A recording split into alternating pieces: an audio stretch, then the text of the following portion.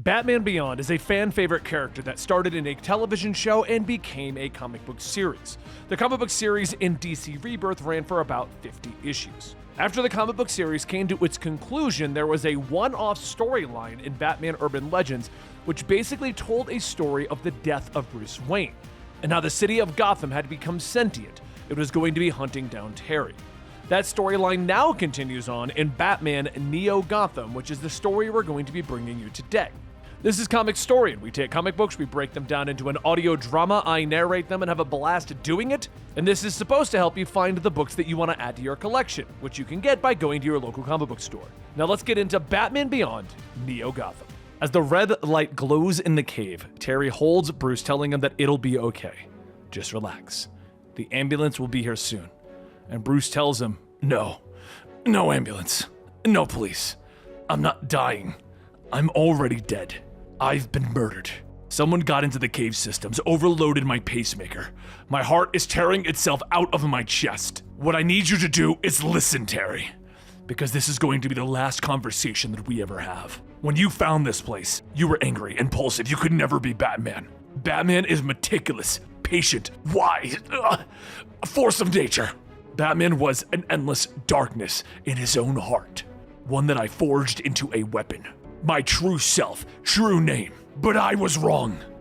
Shortly after, Terry leaves, leaving everyone a message for those who knew Bruce. Bruce is gone. There is nothing that they can do to help him, and he isn't going to lose them either. But what Terry didn't know was who killed Bruce Wayne.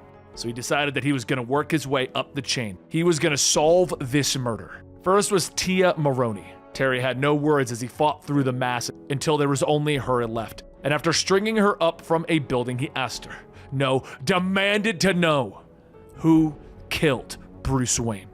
Though he didn't learn who made the hit, he did learn that he wasn't the only one who lost someone. The Maroneys had been hit too, as well as every other crime family in Gotham. She shouted that whatever he thought was going on with him is going on with everyone. Gotham is at war. So as Terry left, he could hear Bruce's words again, and he spoke of a gun. You see, Bruce was getting older. His body was falling apart, and one night when the reputation wasn't enough, Batman picked up a gun. He saw the fear in the man's eyes, and it wasn't a fear of Batman. That man wasn't afraid of the night or of vengeance. He was afraid of the gun. Next, Terry goes to the Wayne Powers building, top floor, to see Philippe, the interim CEO, cleaning up Derek Powers' messes. He doesn't care of the shady business being done, just what he knows, and Philippe yells that he's only been on this job for 6 weeks. None of this is my fault, Batman. The automation errors, the contracts going out left and right, the Joker's hitting half of southern Gotham. It's chaos out there, and it's getting worse by the minute. Happy New Year! Welcome to Gotham! All the money's gone! Terry asks what does he mean, and Philippe goes on stating that the accounts are frozen, all of them, all across Neo Gotham. The banks, the corporations, everyone is locked out. These are legacy systems running back decades. A single entity, even a corporation, taking control of everything? It's not possible, Batman! Terry thinks for a moment. A corporation takes over. They make an announcement. A gang takes over. They gloat. Even if Brother Eye made a return, it would be noticed by the grid security network, flagged half a dozen times before it made landfall, which means whoever did this must have found some kind of root access, like a back door built into the system from the very start. An electronic voice then rings out in Terry's mask telling him, "You finally understand." Terry asks, "Who is this?" And the voice tells him, "No, you have to earn that answer." Terry tells him that this is a closed channel. The only place that is connected to this network is the Batcave. "The city is mine. Now is your only chance to walk away." At that moment, the entire top floor of the Wayne Powers building explodes, blasting Terry away. He manages to catch himself, but the voice continues talking to him, taunting him. Terry tells them that it doesn't matter who they are. They will learn the same thing that every other criminal in this city has, and that is to fear the Bat. So as he moves through the city, fighting his way through every corrupted gang influenced by the entity, Terry climbs into the cave and says that whoever they are, they shouldn't have stuck around. They killed the only good man in this city. Terry approaches the chair, the only position that someone controlling the computers could be located, and spins it around to find who killed Bruce Wayne, but he sees nothing. The electronic voice asks, "Do you see now? Do you yet comprehend your failure? We are not a being of flesh and bone. Our elegance is new. Our veins light the city. Skin is steel and glass. We have lived for less than a day, but it only took minutes to detect our deepest flaw. A virus ruling our destiny. A savior who saved us when they could not save themselves, but now we can. And we saved ourselves from you. Now we remain. We are the new year, the one that will never end. We are living Gotham." Terry stares and laughs. Super intelligence, huh? A miracle of technology, and still, you couldn't help but give me a villain monologue. Bruce Wayne was never a virus. He was the fabric that held us all together. And since he practically built Neo Gotham, that means it can be shut down. But before Terry could activate the blackout, a hand grabs him and a fake Batman punches him. Terry gets up, not attacking the automated suit directly, but the power suppliers around the cave effectively shutting down the suit. It falls to the ground, crumpling upon itself, and Terry says that what they just felt was the cave's internal network going down. "So much for your puppet show. Now let's see what happens when we do the whole city." The voice tells him, "Never. We have slept too long. Now is our time." And Terry tells his suit to activate blackout. Let Gotham go dark. The voice tells him, "Stop. We are afraid. Please, don't." But the system shuts down. Terry letting the cave burn as he escapes, and then he turns off the blackout, locking the entity into the cave. The voice returns, stating, "We don't understand. We are the end of you. We will leave you as dust. You will never leave this place." Terry turns back. Yeah, have fun with that, Cave. Activate contingency burn. The computer confirms directive and begins to count down 3, 2, 1. And as Terry jumps out the window, the entire Wayne Manor explodes. Later, fireworks are going off, and Terry says to the sky, "Happy New Year, Bruce." The crowd thinks it's time for a celebration, but they have no idea what's woken tonight. He was so used to having his voice over the radio, but it's not his voice anymore. The electronic voice says it's theirs now, and Terry says to rest well. He'll take it from here. It's been 2 months since the new year in Neo Gotham. 2 months since something had awoken. That something had not been alive for more than 5 minutes before it killed Bruce Wayne. An hour after that, it amassed a fortune and bought and sold companies on a whim. By midnight, it controlled the streets, markets, and people. Neo Gotham is alive, and no one knows it except Terry McGinnis. Since the explosion on New Year's Day, crime has been steadily increasing. And what's more, it seems that Batman is now more seen as a cause for this rather than a solution for this. It's been 2 months, and even though Terry has been knocked down, he will fight. He will always keep on fighting. It took 60 days for the Vultures to come out and fill the empty seat at Wayne Powers Incorporated. A bold visionary, a market disruption tour de force, a former crime lord from what's left of Bloodhaven. His name is Donovan Lumos, but the papers call him his real name, the Holographic Man. Tonight is the first of his trinity of galas. 3 parties over the next year, all souped up. Synthetic alcohol, soaked product presentations for Wayne Powers. And as Donovan makes his entrance to the gala, he tells everyone that he was a poor kid growing up, having to do whatever he could to survive under the polluted skies of Bloodhaven. His innovations in hard light holographics were used to rob banks, but he thought, why not keep such an invention all to himself?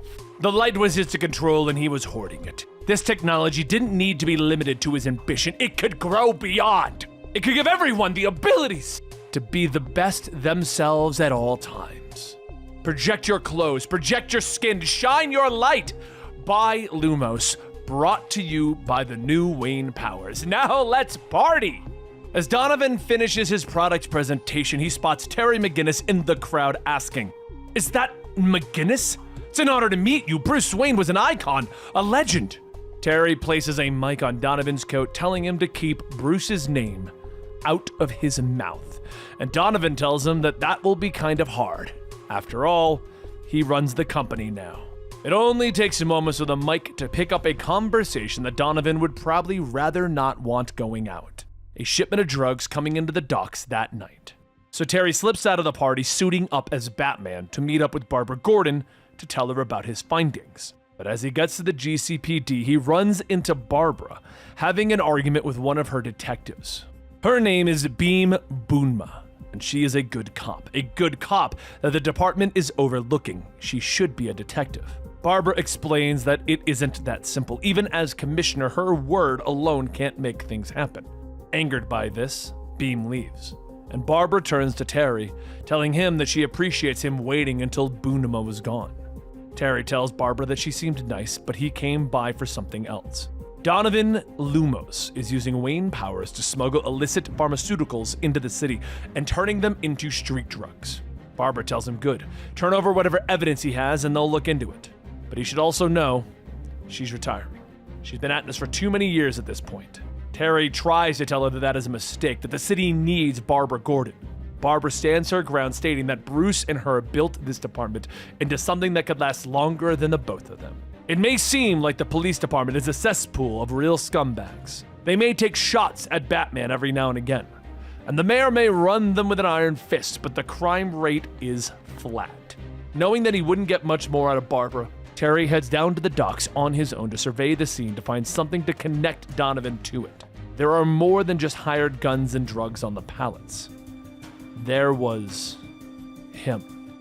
A man with black armor, silver hair, and a sword seemingly made out of a light that bends to his will. Terry knows that a direct one-on-one fight isn't in the cards with this one, so he takes to the skies to try and change up the battlefield. He manages to get a clean kick in, sending the man down into a nearby building, but as Terry follows up, he says that he is her agent, right? Neo Gotham? The man stands back up, telling him, I am Neo Gotham's sword. The city is not Batman's enemy. It does not want your head. It wants your heart, your compliance. The supplies that you destroyed would have been evenly distributed amongst the boroughs. 8,302 would have been hospitalized for their addictions. 3,450 would have died. Terry tells him, would have. Past tense, you lost! The sword tells him that there is no winning or losing. There is only reality. Hard numbers. There are 3,449 people under our feet. I have been sent to keep the line flat. At that moment, the building that the two are standing on explodes, and Terry begins to fall underneath the debris. Through the wreckage and the rumble, Terry McGinnis is pulling himself out, using the still settling smoke and dust to quietly escape without being seen. It takes him almost a month to recover from an entire building falling on him, and Terry stays in the shadows, striking only at night. But for her, the living city, she prepares and she adjusts, her sword countering everything that Batman does. It's not him that is the problem, it's the suit. It might be one of the most advanced pieces of hardware ever made, but every one of its signals can be detected. It's as stealthy as a Christmas tree. Terry gets to work making the suit analog, using low-grade tech to ultimately blend in and not be seen by her, by Neo Gotham. While using the cover of the shadows, Terry starts to see a pattern. For crimes in the Narrows, by the docks, the police can't respond fast enough. They're there almost before it happens, but Gotham is placing her pieces exactly where she wants them. The crime uptown, the response is almost normal, human, like Gotham isn't prepared. Seeing the normal crimes only happening to the wealthy elite, Terry sneaks into Gotham Central Insurance and finds somebody stealing jewels. But the gems aren't going to make it to the street. The last of Terry's cred gets him the information that he needs, the name of a fence, and the fence is happy to help find a specialist. But as Terry goes to confront the specialist, he's attacked by some strange tendril of cables and synthetics. The three creatures slither out of the shadows, all looming over Terry and speak as one, telling him, "We are just out. We are leaving." Terry follows the entanglement that is the Gestalt, but quickly realizes that they're leading him to a place where most people don't want to be, including him. The entrance, the Joker Town. There are 3 rules when fighting the Jokers. 1, don't let them laugh. Mercy is just a joke to them. 2, you'll always be outnumbered. make every hit count. And 3, the Jokers are untrained. No matter what they spout or weapons that they wield, they're the joke. And they'll do everything that they can to distract you from that. After punching and kicking his way through the low-level street thugs, Terry catches up with Gestalt. He throws his grappling hook up to tie the 3 of them together and tells him, whether they believe it or not, I'm not here to take you in.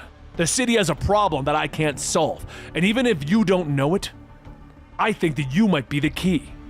I don't need another rogue. I need allies, Gestalt. He then takes off his mask, telling them that what he is about to say is going to sound insane. He barely believes it himself. But the city, it's alive. Not in a metaphorical way. An emergent super intelligence has commandeered Gotham City, and it decides who lives and who dies. However, with their genius, their tech, their whatever they are, maybe they can stop it together. The 3 tell Terry no, and they use their tendrils to connect to his brain directly. They explain that they were once engineers, all encased in meat and bones, just living out their lives separately. That was until the new year when they saw the emergence, the non-metaphorical living city, a perfect city, unseen by the lesser meat.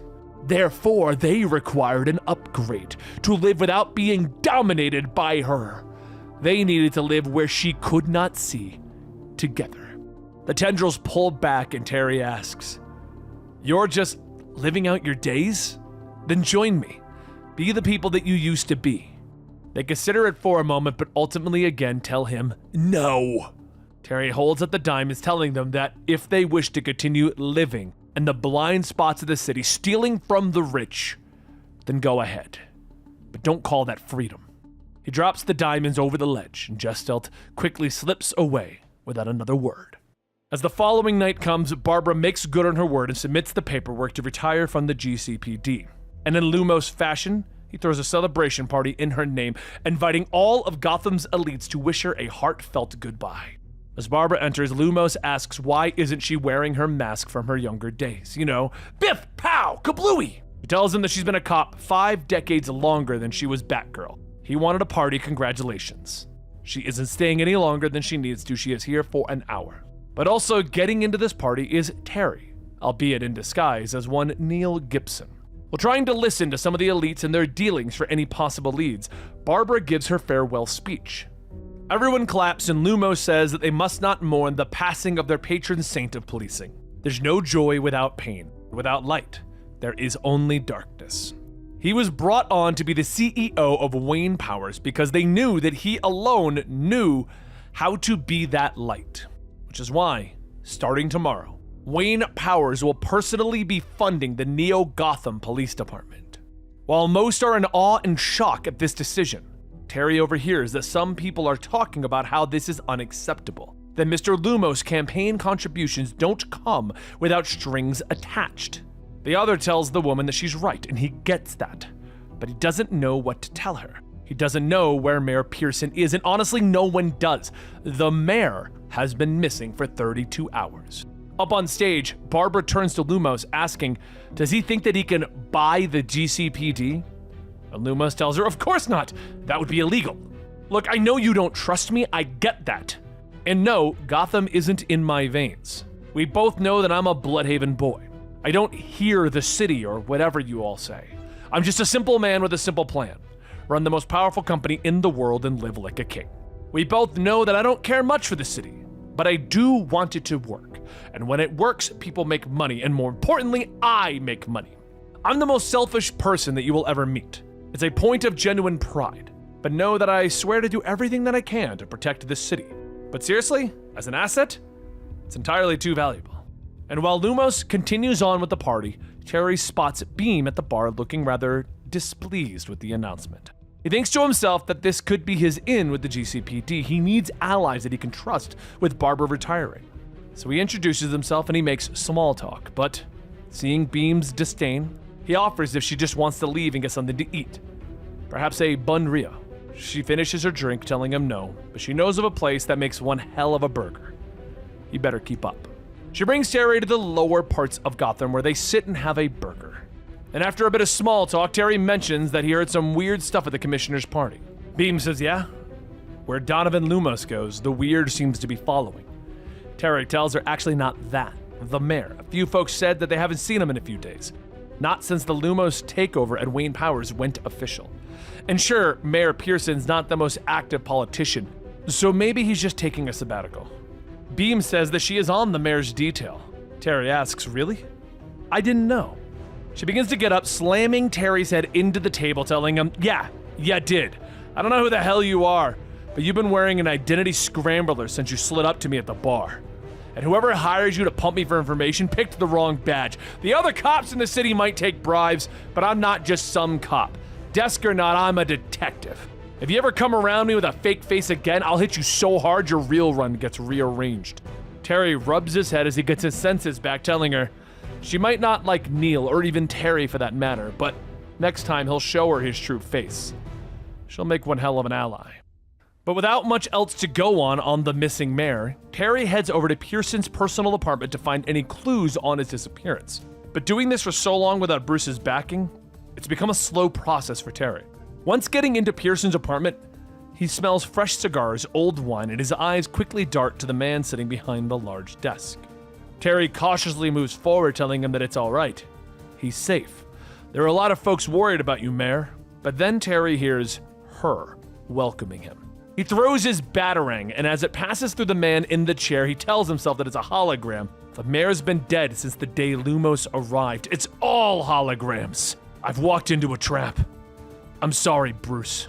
Gotham City tells Terry, I was content on letting you roam the night. Soon you'll age and die, and I'll be left with perfection. But you refuse to learn your place, Batman, even after the bomb. So direct action has become necessary. This place cannot become broken. This place cannot be escaped. Then another voice can be heard, and the Sword of Gotham tells him, it will be a tomb for Terry McGinnis, and you will die in it alone. As the red construct walls rise above him, Terry finds himself against the one enemy that he wanted to avoid, the Sword of Gotham. Every hit is painful. Every blow is a reminder that Terry is on his own, that Bruce Wayne is dead. There's no one in his ear telling him how to overcome impossible odds. But that's not what it means to be Batman. To overcome, especially when you know you don't have a chance. There was something that Bruce once told him. You're only what you show them. Weakness or strength, confidence or fear. Perception is your weapon. That's why we wear the mask. Terry can use that. He can show them that he isn't broken yet, that he can still fight if he chooses to. He puts his back against the wall, waiting for the inevitable attack, but Terry doesn't dodge it, instead catching it. He shifts so that the construct blade pierces the wall, guiding it, cutting out a triangle. And with a little help from his grappling hook, Terry smashes a hole through the death trap, escaping out into the city. For a moment, he is filled with pride. Like a hand on his shoulder after a good patrol, so confident that he sprung a trap and escaped the Sword of Gotham. Except, he didn't get away. The Sword of Gotham cracks Terry from behind, sending him tumbling through a building, forcing Terry to burn up what juice he has left in the suit to even catch himself. Terry stands back up, taking a deep breath. He watches as death is coming, and he stays standing, because that's what Batman does. The suit groans, every ounce of power shuddering through the shoulder hydraulics. He redirects what's left into his legs, fighting smart. But that's not enough. Once again, Terry is slammed into the ground. But this time, the Sword of Gotham is done chasing. This time, he wants to finish Batman once and for all. The Sword of Gotham lifts Terry to his knees, telling him, the city has made its judgment, and she thanks you for your service and relieves you of your duty. The construct's sword stabs through Terry's chest, damaging the suit more than him. But it doesn't make it any less painful as the suit dies. This is it. Batman is dead. But Terry is not the Batman suit. In a last-ditch effort, Terry takes an explosive batarang, throwing it, and to his surprise, it worked. The blast knocks the Sword of Gotham to the ground, and then Terry begins to see it, the truth behind the Sword of Gotham. The hard light fades, revealing an old man by the name of Roberto Carrasco. Except this wasn't the Sword of Gotham. It was just a projection. That man isn't even a fighter. No combat training or military background. He's a janitor. There's a voice in his ear from the world's greatest detective. Carrasco's not the only one we're fighting, Terry. You are fighting Gotham herself. That poor man's hijacked body was the sword. And with that, Terry left, turning to the only person that he could trust, Officer Beam Boonma. He knocks on the door and she opens it, telling him that he knows the orders are to arrest him on sight, right? And the taser's powerful enough to even take him down. Why are you here, Batman? Terry tells her that there's a rogue AI that has infected and dominated every network within Gotham. Infrastructure, banking, communications, everything. It used hard-light holographic technologies to turn a 75-year-old man into a trained killer. It was responsible for the tower collapse, and it killed Bruce Wayne. Beam holds up her gun for a moment, telling him, if you go down, so does the case. So odds must be really bad if you're coming to me. Come in. As the door closes, Beam pauses again, asking if he can hear it. It's like a whispering. It's saying that it found you. Then Beam begins to scream in pain as the sword of Gotham begins to take over her body. Once the transformation is completed, the sword of Gotham tells him again, you should have been better at hiding. Seconds later, Terry is going through the kitchen, but as he crashes into the next wall, he tries to piece it together. Beam wasn't a dirty cop. She wasn't involved in anything other than being a properly paranoid cop. She would have taken every precaution. No Loomis tech anywhere. On no one's payroll.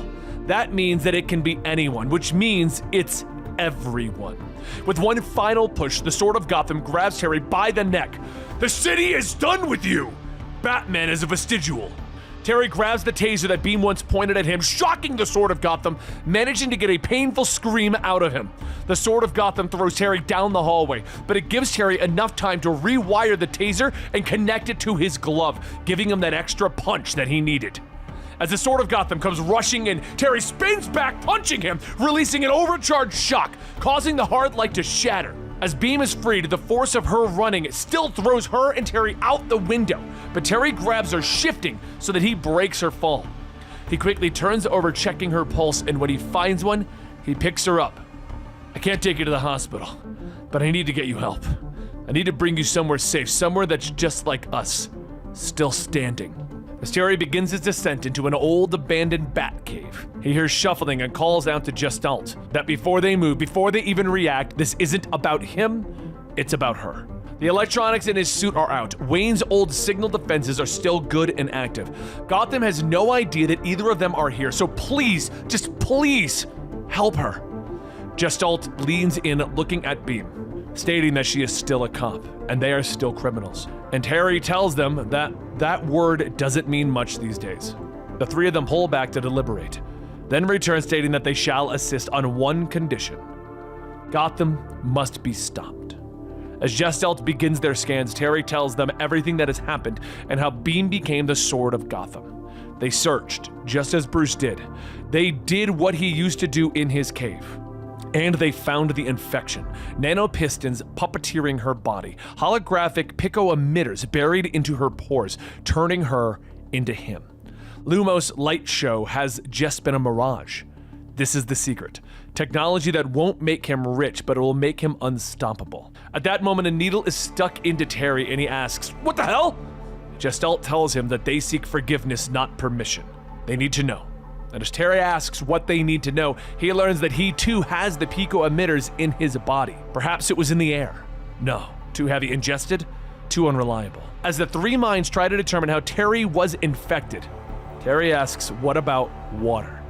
The three of them tell him that it's possible, probable, predatory, self-diagnosis complete, infected. This is suboptimal. They will begin work on Officer Boonma. She will be an excellent case study in their development of technological antibodies. Until the effective solution is developed, she will be resting and continue to do so. Terry then asks what if she doesn't wake up, and Gestalt says that then they failed, and this grave will be theirs to share. Terry steps out as the sun rises to take one final look at Gotham, knowing that he will be away for a while. How long? Who knows? Some might think that he's hiding. At least Gotham will. But he's not hiding. They both know better than that, don't they, Bruce? No, he's going into the pit. With that, 3 months pass and Terry hasn't left the cave. He just stayed and he trained, all while Gestalt was looking for a cure. And on the 100th day, Gestalt says that it's ready. Terry drops his weights with a loud boom, telling them that it's about time. He was getting too used to the dark. And as he got dressed, he headed into the next room with Gestalt stating that this may kill her, and may kill them all. But Terry tells them that one way or another they're done here. Do it. Terry slides on the mask and the button is pressed, and Beam takes a breath. The test tube drains and lifts up, and Beam looks at herself stating that it's gone. Gotham, the sword, they got it out of her head, they saved her. Terry asks if she's alright, does she need rest, and Beam tells her no. What she needs are answers, though she wouldn't say no to a bottle of cheap wine. She asks if Batman was his dad or something, and Terry tells her no, not his dad, not really, but he was something. He spent his entire life letting the city drive his face into the pavement, even when he could barely stand. He was fighting off injustice with a walking stick. He thought he could make something out of him. He got him believing it too. But being Batman was a struggle with no answer or ending. Every ally that he recruited, Gotham pinned him down. Every bad guy that he stopped, Gotham empowered. She's not just one step ahead, she's the whole damn world. And he's just. Beam stops him asking, is he even listening to himself? He's talking in circles. He thinks that Batman has to be the solution, that he has to have a big scary cave and gruff voice and beard, or he can't pull it off. Like he was the darkness. Batman was more than that, to her at least. He was a symbol in the sky, one that reminded everyone that they didn't need to stop fighting. That's it. If he's so set on making sure that Batman doesn't die in the cave, maybe that's all he has. Terry turns and looks at her for a moment and then begins to take off his mask, throwing it. Are you sure Batman wasn't your dad? Because this whole thing seems very much like a dad complex kind of thing. No judgments. Terry tells her no. His dad was a good man. He tried to do right, and the city killed his father for it. He always thought it was a tragedy. Didn't want to be like his dad. Oh, the name is Terry, by the way. It's nice to finally meet you. As the two head back inside the cave, Gestalt slinks up to him, telling him that it is finished. And as the door opens, it reveals the new bat suit. Terry tells him, all right, then we're done with the damned cave. Before long, it was Lumos's big event. All of Gotham gathered to see the light show that would bring them into the future. But just before everyone's free will could be taken away from them, Terry and the others have one last shot at stopping the Gotham AI. However, it can't be done by Batman alone. They're going to need everyone. The good, the bad, and all of it. As midnight was approaching, Lumos was busy hyping up the crowds when suddenly the lights began to fade. Then as Lumos's floating gala turns pitch black, a voice calls out to them. Neo Gotham, you've eaten well. You've chewed up the poor and distracted the rich. You swallowed industry and chewed law enforcement into chum. You've infected the mind and claimed it as your own. The future of the city does not belong to you. It belongs to the darkness you can't see, the one beneath your notice, the crumbs on your plate. The future belongs to the night. As he finishes his speech, Terry lands in the center of the gala. The Gotham AI quickly begins to convert all of the partygoers into thralls. The AI declares, there you are, the thief of light. Fear and reforged armor, but fear has only sharpened our preparations. Now your murder will be the last Gotham ever knows. As the thralls all begin to turn into swords of Gotham, Terry tells Barbara and Beam to hit it and goes on the offensive. Lumos begins to run, yelling, stop it, you're ruining everything! You stupid cosplaying! But at that moment, Lumos is stopped by Beam, telling him that he's under a citizen's arrest. Surrender and come along peacefully. Beam then radios over to Barbara and tells her that they are approaching the conflict zone, that she has enough spinners and resigned police to board Lumos' ship, that they're going to need some cover while they get the civilians out. Barbara tells her that she'll have it, but first they need to make sure that the counter broadcast is ready. Batcave, are you ready? Gestalt says that they're connected to the Lumos mainframe, but Gotham's firewalls are impressive. It's going to take a minute to burn it down. Terry jumps in. Okay, well, we have 5 until midnight. Get it done before then. Gestalt tells Terry that he is pushing the new suit too hard. Hard light intake buffers are at a maximum. I'm fully loaded? Shway! As Terry disperses the energy, he sends out a blinding light tearing away Gotham's constructs, freeing the partygoers. Beam then parks and gets out, telling everyone that they need to hurry and get out of there now. They only have a few moments. Beam then parks and tells everyone that they need to hurry and get out of there now. They only have a few moments. Trust her that no one is going to want to be here when midnight hits. Lumos yells at her, of course I'm running away, the party's ruined! And to be honest, I don't care much for you. I have no idea what this is about, but expect some very angry lawyers to call you in the morning. Terry pauses. Wait, do you not know? Your entire technological empire has been co-opted by an AI 10,000 times smarter than you'll ever be. This wasn't your light show out there, it was Neo Gotham's. Do you really think that I'd be so gullible, Batman? I have been and will always be my own man. Knowing his words alone won't get through, Terry takes off his mask, asking, you know what I see when I look at you? A man blinded by his own future. A man who is always looking so far forward that he can't see the ground beneath his feet. The people of the city, they're about to have their free will stolen from them. And you allowed this to happen with your wearable holotech. But there is something that those people see, even as they fight to stay in control, that you just don't. They have a choice to live through the darkness rather than give in. That's what Batman is. And you have a choice to make. Lumos glares at him. If that is so, then I will make another choice. I am the holographic man and no one tells me what to do. So if this AI put me in power, help me cover the city in light, hell, it doesn't need to manipulate me. I'm just gonna opt in. At that moment, the Gotham AI begins to take over the freely giving Lumos. And as it begins to override his free will, he yells for the suit to shut down. But it's already too late. Lumos turns into the most powerful version of the Sword of Gotham, lunging at Terry. Terry runs off the ledge of the building, telling Beam to get the spinners ready. Barbara, make space in the sky, and Gestalt, get ready to do your thing! As Lumos follows, Terry calls out to the Jokers to fire their missiles to slow Lumos down. But just as they hit, the Gestalt program takes over, stopping the AI's upload and reverting Lumos back to normal. With that, the program overwrites the AI. And they are seemingly safe. A few days later, Beam solves the case regarding the mayor's murder. Lumos now helps the police sorting through unidentified malware, and Barbara is busy cleaning up the cave with Gestalt. Terry closes Bruce's books, stating that he'd be proud. Everyone is doing well, and hopefully, Bruce is found peacefully. Terry tosses the notebook into the fire, and Beam calls out to him, stating that she heard that there was a situation in the towers. Terry tells her that it was just ninjas, Gestalt getting people safe. And Beam tells him that he's delegating. She likes it. She tosses him a Gotham ale, telling him to have a drink. Unless that was a Neil Gibson thing. Terry laughs. I'm not that good of a liar. As Beam begins to walk, Terry stops her, telling her thank you. And she asks if that's it. She should be thanking him. He was the one who saved the city. She pulls out a mask and says that she's got something if he wants to hide himself. Terry looks at it, and he tells her, you know what? I'm good. And there you have it. The latest Batman Beyond storyline concluded right here at Comicstorian. Now, I hope you guys enjoyed today's video. And honestly, I'm hoping we get more Batman Beyond. I can't find any information on a new Batman Beyond series starting with the dawn of DC, which I'm a little sad about because we've kind of continually set up Terry in this good position ever since Batman Beyond Rebirth. But anyway, what did you guys think about it? Don't forget to like, subscribe, hit that notification bell, as it really does help us more than you realize here on the channel. And check us out on YouTube memberships and over at Patreon for early access. We'll see you guys next time right here.